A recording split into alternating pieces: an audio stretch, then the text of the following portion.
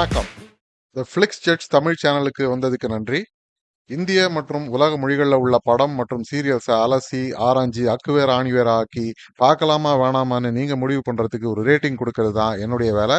வாங்க இன்னைய வீடியோக்குள்ள போகலாம். இன்னைக்கு நாம பார்க்க போறது நெட்ஃபிளிக்ஸ்ல வெளியாயிருக்கிற பக்ஷக் படத்தோட விமர்சனம்.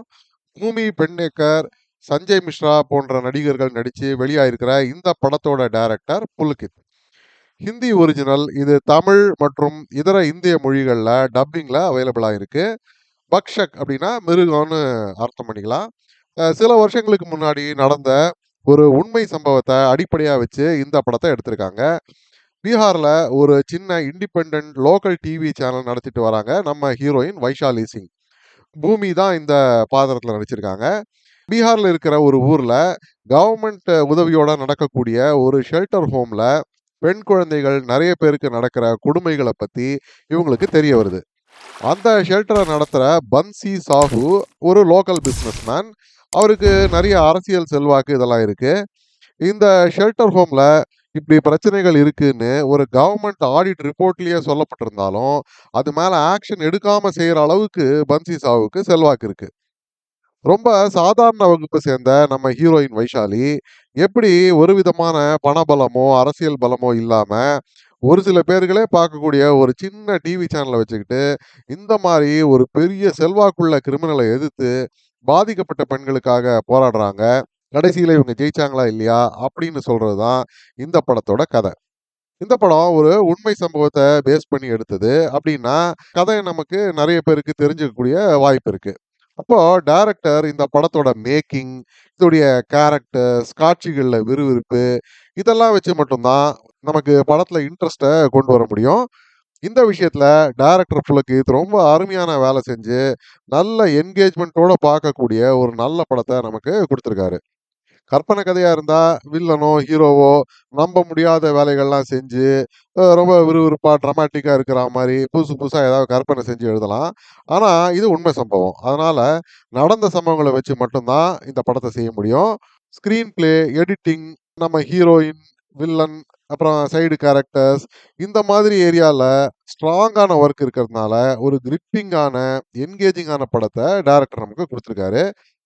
படம் முழுக்க ஒரு விதமான இருக்கும், அடிவயத்தை கலக்கிற மாதிரி ஒரு ஃபீலிங் இதெல்லாம் ஏற்படுத்தியிருக்காரு.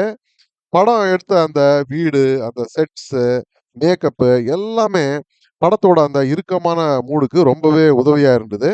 இப்படி பல டிபார்ட்மெண்ட்ஸ்லயும் நல்லா ஃபோக்கஸ் பண்ணி வேலை செஞ்சதுனால தரமான ஒரு படத்தை டைரக்டர் நமக்கு கொடுத்துருக்காரு. பாராட்டுகள். அடுத்தது பார்த்தீங்கன்னா கேரக்டர்ஸ் மற்றும் நடிப்பு. வைஷாலியா நடித்த பூமி, அதுக்கப்புறம் பன்சி சாகுவா நடித்த ஆதித்ய ஸ்ரீவாஸ்தவ் 2 பேருமே ரொம்பவே நல்லா நடிச்சிருக்காங்க. பூமி வந்து ஒரு சாதாரண குடும்ப பெண் பாத்திரம். இவங்க லேட்டா வீட்டுக்கு வந்தாலே இவங்க ஹஸ்பண்ட் வந்து வீட்ல உட்காந்துட்டு, "என்ன வீட்ல சமையல்லாம் செய்யாது எங்க போயிட்ட நீ?" அப்படின்னு கேட்குற மாரி ஒரு சாதாரணமான வாழ்க்கை. ஒரே ஒரு சின்ன ரூமு, ஒரு கேமரா, ஒரே ஒரு கேமராமேன். இதுதான் இவங்களுடைய டிவி சேனல். இத வச்சுக்கிட்டு பவர்ஃபுல்லான ஒரு கிரிமினலோட இவங்க மோதணும். குடும்ப பொண்ணாவும், அதே நேரத்துல அனாதை பெண்களுக்கு ஏதாவது செய்யணும் அப்படின்னு துடிக்கிற ஒரு ஜேர்னலிஸ்டாவும் ரொம்பவே நல்ல ஒரு பேலன்ஸ்டான ஆக்டிங் குடுத்துருக்காங்க பூமி இந்த படத்துல. அதே மாரி பன்ஸ்கி சாஹு ரோல் நடிச்சிருக்கிற ஆதித்யாவும் ரொம்பவே நல்லா நடிச்சிருக்காரு. அவர் செய்யற வேலைகள்லாம் ரொம்பவே அருவருப்பா இருந்தாலும், ரொம்ப ஓவர் ஆக்ட் பண்ணாம, ரொம்ப அமைதியான ஒரு வில்லத்தனம் அவரோட நடிப்புல தெரியுது. பாராட்டுக்கள். இது தவிர கேமராமேனா வர சஞ்சய் மிஸ்ரா வழக்கம் போல நல்லாவே நடிச்சிருக்காரு. மத்த எல்லா பாத்திரங்களுமே குடுக்கப்பட்ட ரோல கச்சிதமா செஞ்சிருக்காங்க அப்படின்னு நான் சொல்லுவேன். படத்துல sets, camera work, background music எல்லாமே ரொம்ப கச்சிதமா படத்தோட மூடுக்கு ஏத்த வகையில இருக்கிறது ஒரு பெரிய ப்ளஸ் இந்த படத்துக்கு. எந்த விதமான தேவையில்லாத காட்சிகளும் இந்த படத்துல இல்ல. ரொம்ப டைட்டா எடுக்கப்பட்ட ஒரு படம் இது. குறைன்னு சொல்லும்படி பெருசா எனக்கு எதுவுமே கண்ணுக்கு தெரியல. இந்த மாரி கதைய வச்சுக்கிட்டு இத விட அதிகமா ஒண்ணும் செஞ்சிட முடியாது அப்படிங்கிறது தான் என்னுடைய அபிப்பிராயம். படத்தோட முடிவு ரொம்ப சாட்டிஸ்ஃபையிங்கா இல்லன்னு சில பேர் ஃபீல் பண்ணலாம். ஆனா உண்மை அதுதானே. நிஜ வாழ்க்கையில இவ்வளவுதான் நடக்குது. சரி, படத்த பார்க்கலாமா? வேணாமா? அப்படின்னு கேட்டீங்கன்னா, கண்டிப்பா குடும்பத்தோட பார்க்கக்கூடிய ஒரு நல்ல படம் தான் இது. ஆனா, படத்தோட சப்ஜெக்ட் ரொம்ப ஹெவியான சப்ஜெக்ட்.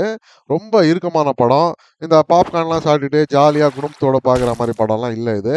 அதனால சின்ன பசங்க இருக்கவங்க, உங்க சிச்சுவேஷனுக்கு தகுந்தா மாரி நீங்க முடிவு பண்ணிக்கங்க. இந்த படத்துக்கு நான் கொடுக்கக்கூடிய ரேட்டிங் 6 அவுட் ஆஃப் 10 ஸ்டார்ஸ். மீண்டும் ஒரு முறை இன்னொரு விமர்சனத்தோட உங்களை சந்திக்கும் வரை நன்றி, வணக்கம்.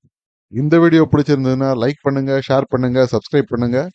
உலகத்தரமான படம் மற்றும் சீரியல்களை நீங்க பார்க்கணுங்கிறதுக்காக பல சினிமா சீரியல்களை பார்த்து அதுலேருந்து சரியானதை மட்டும் அடையாளம் காட்டுறது தான் இந்த சேனலோட குறிக்கோள். நன்றி.